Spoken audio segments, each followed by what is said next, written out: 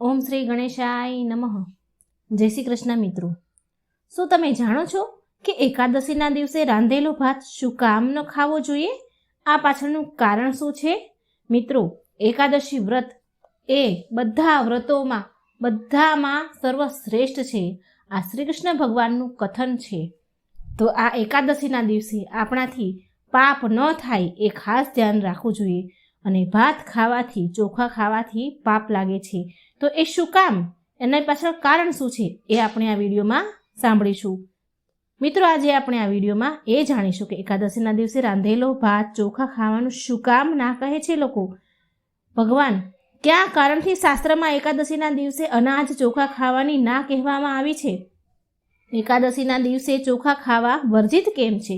શા માટે મનાઈ કરવામાં આવી છે? આપણા શાસ્ત્રોમાં એકાદશીનું ખૂબ જ મહત્વ છે. ભગવાન શ્રી કૃષ્ણએ ગર્ભ ગીતામાં કહ્યું છે કે બધા જ વ્રતોમાં એકાદશી વ્રત સૌથી શ્રેષ્ઠ છે. મનુષ્યના કલ્યાણ માટે આપણા ઋષિમુનિઓએ ઉપવાસ વ્રતોના નિયમો જણાવ્યા છે. જેનું પાલન કરીએ મનુષ્ય સુખ, શાંતિ, સમૃદ્ધિ, આરોગ્ય પ્રાપ્ત કરી શકે, જીવનનો ઉદ્ધાર કરી શકે તથા સાથે સાથે પાપોનું પ્રાયશ્ચિત પણ કરી શકે. મિત્રો, પદ્મ પુરાણ અનુસાર એકાદશીના દિવસે શ્રી હરિ વિષ્ણુ ભગવાનની પૂજા વિધિ વિધાનથી કરવામાં આવે છે. આ દિવસે વ્રત ઉપવાસ કરવામાં આવે છે. શ્રી હરિ વિષ્ણુ ભગવાનને એકાદશી અત્યંત પ્રિય છે. એવું માનવામાં આવે છે કે આ દિવસે શુદ્ધ ભાવ, ચોખા મનથી, પ્રેમથી એકાદશી કરવામાં આવે તો લક્ષ્મી પ્રિય એવા શ્રી હરિ વિષ્ણુ ભગવાનને પૂજા કરવામાં આવે તો કોઈ પણ જીવને મોક્ષ મળે છે, અવશ્ય વૈકુંઠવાસી બને છે, પ્રભુના ચરણોમાં સ્થાન મેળવે છે. મોક્ષ એટલે મિત્રો આ જગતરૂપી સંસારના તમામ કર્મોના બંધનોમાંથી મુક્તિ મેળવવી. આ ઉપરાંત મિત્રો, એકાદશીના દિવસે ગાયને ભોજન અને જરૂરિયાતમંદ વ્યક્તિને શક્તિ પ્રમાણે દાન પૂન કરવામાં આવે તો હજારો યજ્ઞ કરવા બરાબર પુણ્ય પ્રાપ્ત થાય છે. સાથે સાથે આ દિવસે મા તુલસીની પૂજાનું પણ અનેરું મહત્વ છે. તુલસી ભગવાન વિષ્ણુને અત્યંત પ્રિય છે. તુલસી માં વિના ભગવાનની પૂજા નથી થતી, અધૂરી ગણાય છે. ભગવાનના ભોગમાં પણ તુલસી પત્ર ધરાવવાનું વિધાન છે. તુલસી પત્ર વિના ભગવાન થાળ સ્વીકારતા નથી.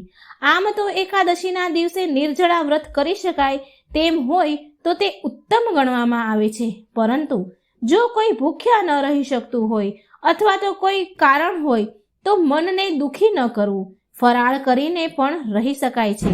અને જો કોઈ બિલકુલ પણ ભૂખ્યું ન રહી શકતું હોય તો સાત્વિક આહાર લઈ શકાય છે. એટલે કે લસણ, ડુંગળી, માંસ, ઈંડા વગરનો ખોરાક ખાઈ શકાય છે. શુદ્ધ શાકાહારી ભોજન લેવું, કોઈની નિંદા ન કરવી. અને એક વાતનું ખાસ ધ્યાન રાખજો કે ચોખા કે ચોખાથી બનેલી કોઈ પણ વસ્તુ ન ખાવી જોઈએ. આપણે વર્ષોથી, આપણા વડીલો વર્ષોથી આપણને શીખવાડતા રહ્યા છે.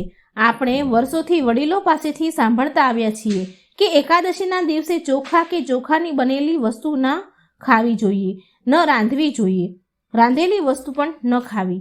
હવે તમે મિત્રો એ વિચારતા હશો કે ચોખા કે લાપસી આ બધું તામસિક ભોજન તો નથી, તો પછી એકાદશીના દિવસે ચોખા ભાત ખાવાની મનાઈ કેમ કરવામાં આવી છે?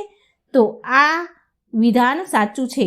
આનું સાચું કારણ કોઈ નથી જાણતું, કોઈને ખબર જ નથી. અંતે આનું સાચું કારણ શું હશે? આપણા શાસ્ત્રોમાં આ વિશે શું કહેવામાં આવ્યું છે એ જાણીએ આપણે. ચાલો મિત્રો, શું તમે જાણો છો કે જ્યોતિષ શાસ્ત્રમાં ચોખાને મન સાથે, ચંદ્રમા સાથે સંબંધ બતાવ્યો છે. આ એકાદશીના દિવસે ચોખા ખાવામાં આવે તો આપણા શરીરમાં પાણીનું પ્રમાણ વધી જાય છે. મન અશાંત રહે છે. મન શાંત રહેતું નથી, એકાગ્રતા રહેતી નથી. આપણે આપણા મનની ભાવના પર કાબૂ મેળવી શકતા નથી. એટલે કે વ્રતના દિવસે આપણે પ્રભુનું ભજન, ભક્તિ, સ્મરણ કરવાના હોય તે કરી શકતા નથી. વ્રતનું પાલન કરી શકતા નથી. મન ભટકી જાય છે. માટે એકાદશીના દિવસે આપણા શરીરમાં પાણીનું પ્રમાણ ઓછું હોય તેટલું જ આપણા વ્રત માટે સાત્વિકતા રહેશે. ભગવાન નારદ મુનિએ આ એકાદશીનું નિર્જળા વ્રત કરીને ભગવાન નારાયણની ભક્તિ પ્રાપ્ત કરી હતી. વૈષ્ણવજન માટે આ એકાદશીનું વ્રત શ્રેષ્ઠ અને ઉત્તમ વ્રત છે. ચંદ્રમા મનને ચંચળ ન બનાવે માટે આ દિવસે ચોખા ખાવાની મનાઈ કરવામાં આવે છે. ચોખા ખાવાનો પરહેજ કરવામાં આવે છે. શાસ્ત્રોમાં આના વિશે એક પૌરાણિક કથા પણ છે. ઋષિ મેઘાનું નામ મિત્રો તમે તો સાંભળ્યું જ હશે. ઋષિ મેઘા એકવાર માતા શક્તિના ક્રોધથી બચવા માટે ભાગતા ભાગતા તેમણે તેમનું શરીર છોડી દીધું અને આ છોડેલું શરીરની જમીનમાં છોડી દીધું અને આ છોડેલા શરીરની ઉર્જા પૃથ્વીમાં સમાઈ ગઈ. તેમાંથી ઘઉં અને ચોખાની ઉત્પત્તિ થઈ. એવું મનાય છે કે જ્યારે ઋષિ મેઘાવી સાથે આ ઘટના બની હતી તે દિવસ એકાદશીનો દિવસ હતો. ઘઉં અને ચોખા એ ઋષિ મેઘાની શક્તિ છે.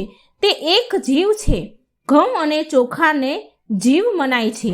માટે મિત્રો એકાદશીના દિવસે ઘઉં અને ચોખા ખાવાનો મતલબ છે કે મેઘાવી ઋષિના શરીરનું માંસ ખાવું, તેના શરીરના નાના નાના ટુકડા ખાવા.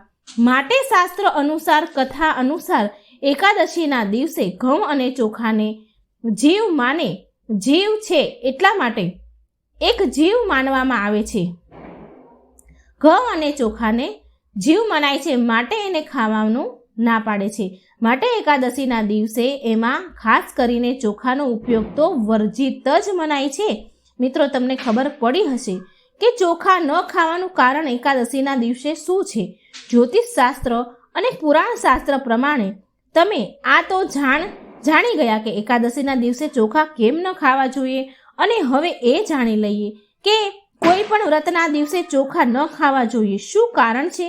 વૈજ્ઞાનિક દ્રષ્ટિએ ચોખા ખાવાથી શરીરમાં આળસ આવે છે, બગાસા આવે છે, ઉબાસી આવે છે અને એકાદશીના દિવસે ઊંઘવાનું હોતું નથી તથા રાત્રે પણ 12 વાગ્યા સુધી જાગરણ કરવાનો ઘણો મહિમા છે.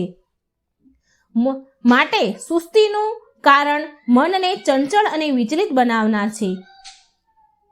જલ તત્વથી ભરપૂર જીવ તત્વવાળા એટલે કે ઋષિ મેઘા દ્વારા જન્મેલી ઉર્જાવાળા ચોખાથી રાંધેલા ભાતને આ દિવસે એકાદશી વ્રતના દિવસે આરોગવાની ના પાડી છે. મિત્રો આપણા જ્ઞાતિ જાતિ પ્રમાણે હરેક ઘરમાં સ્ત્રી કે પુરુષ વ્રત કરતા હોય છે.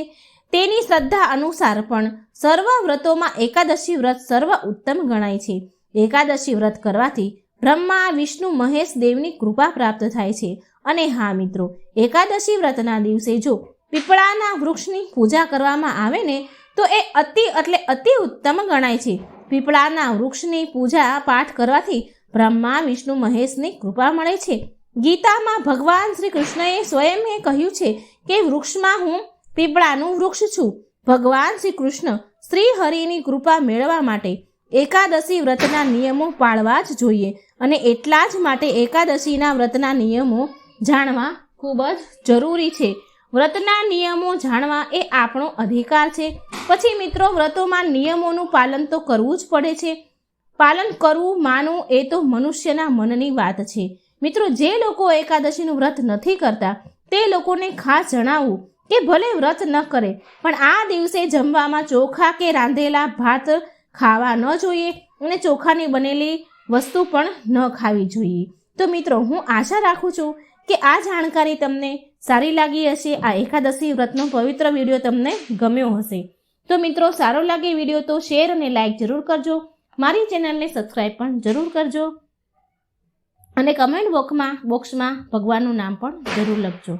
જય શ્રી કૃષ્ણ. રાધે રાધે. થેન્ક